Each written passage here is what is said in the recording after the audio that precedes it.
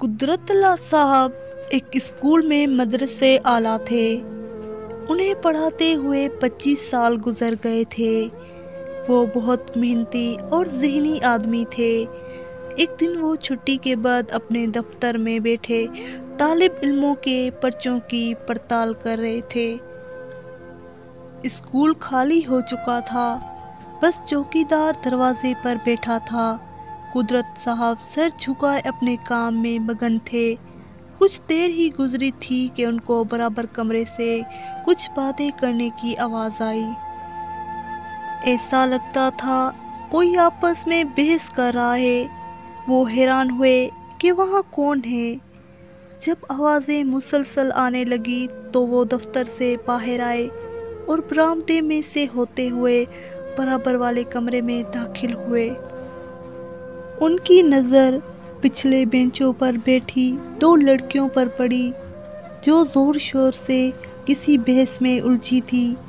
وہ بولے، بھائی آپ لوگ ابھی تک، مگر ان کے الفاظ منہ میں ہی رہ گئے۔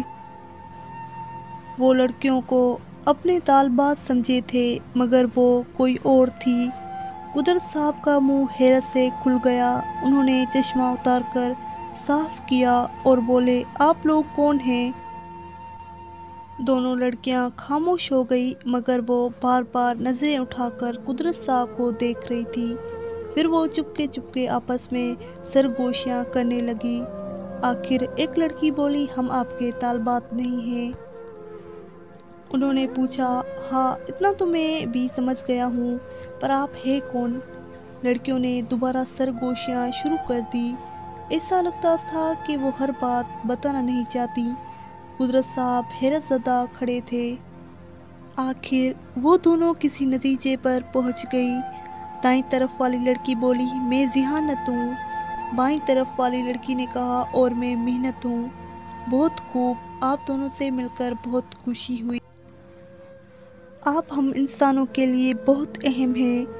قدرت صاحب کرسی پر بیٹھتے ہوئے پرجوش لہجے میں بولے۔ لڑکیوں کے چہرے پر مسکراہٹ آ گئی۔ پھر وہ ادب سے بولی، محترم استاد، یہ اتفاق ہے کہ آج آپ نے ہمیں یہاں دیکھ لیا۔ ہم باتوں میں ایسے الجھے تھے کہ آپ کی نظروں سے پوشیدہ نہ ہو سکے۔ بھائی محنت اور ذہانت کہیں بھی ہو، وہ چھپ نہیں سکتی۔ قدرت صاحب معنی خیز لہجے میں بولے۔ دونوں ان کی بات سمجھ کر مسکرائی اور تائید میں سر ہلانے لگی۔ پھر وہ بولے، آپ دونوں کس مسئلے پر بحث کر رہے تھے؟ آپ کی بحث کی آواز برابر کمرے تک آ رہی تھی۔ جی، ہم ایک سوال کا جواب ڈھونڈ رہے تھے۔ کیا آپ مجھے بتائیں گے ایسی کیا گتھی ہے؟ دونوں نے ایک دوسرے کو دیکھا، پھر نظروں ہی نظروں میں مشورہ کرنے لگی۔ اگر آپ کو مشورہ کرنا ہے تو میں باہر چلا جاتا ہوں، قدرت صاحب نے پوچھا۔ نہیں محترم، محنت جلدی سے بولی، ہم پہلے ہی سرگوشیوں میں بات کر کے آپ سے گستاخی کر چکے ہیں۔ کوئی بات نہیں، وہ مسکرا کر بولے۔ دونوں کچھ دیر سوچتی رہیں، پھر محنت بولی، دراصل ہم اس بحث میں الجھے ہیں کہ کامیابی کے لیے محنت زیادہ ضروری ہے یا ذہانت؟ قدرت صاحب نے گردن ہلائی، مسکرائے۔ ان کی نظریں ذہانت اور محنت پر جمی تھی۔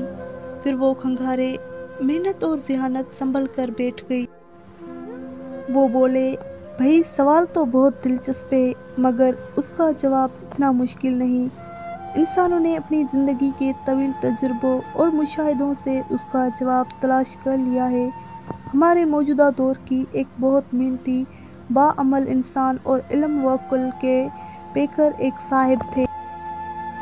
وہ ساری زندگی قوم و ملک کی خدمت کرتے رہے مگر کچھ ظالموں کو ان کی خوبی پسند نہیں آئی۔ انہوں نے آپ کو ناحق شہید کر دیا۔ یہ کہتے ہوئے قدرت صاحب کا گلا رند گیا اور وہ خاموش ہو گئے۔ محنت اور ذہانت کے سر جھکے ہوئے تھے۔ وہ دم سادے بیٹھی تھی۔ قدرت صاحب نے آہ بھری، پھر دوبارہ بولے۔ انہوں نے فرمایا تھا، کامیابی کے لیے 1 حصہ ذہانت اور 9 حصے محنت کی ضرورت ہوتی ہے۔ محنت نے خوش ہوتے ہوئے شریر نظروں سے ذہانت کو دیکھا۔ ذہانت یہ سن کر کچھ بجھ سی گئی۔ قدرت صاحب بولے، بھائی تم دل چھوٹا نہ کرو، میں سمجھتا ہوں کہ ایسا کیوں ہوتا ہے۔ جب انسان کوئی کام شروع کرتا ہے تو اسے ذہانت استعمال کرنی ہوتی ہے کہ کام کس طرح کیا جائے۔ اچھے اور نئے طریقے اپنائے جاتے ہیں تاکہ بنیاد مضبوط ہو۔ یہ پہلا مرحلہ ہوتا ہے۔ اس کے بعد دوسرے مرحلے میں اپنا وقت دینا ہوتا ہے۔ کام کی سختی اور تکلیف برداشت کرنی پڑتی ہے۔ یہ ایک مسلسل عمل ہوتا ہے اور دیر تک چلتا ہے اور اسی کا نام محنت ہے۔ اس لیے ہمارے بڑے صاحب نے 1 اور 9 کا فرق بتایا ہے۔ محنت اور ذہانت ان کی بات سمجھنے کی کوشش کر رہی تھی۔ قدرت صاحب بولے، مگر آپ دونوں کا ساتھ ہونا ضروری ہے، ورنہ کوئی ایک بھی کم ہو تو اکثر دوسرے کا بھی کوئی فائدہ نہیں ہوتا۔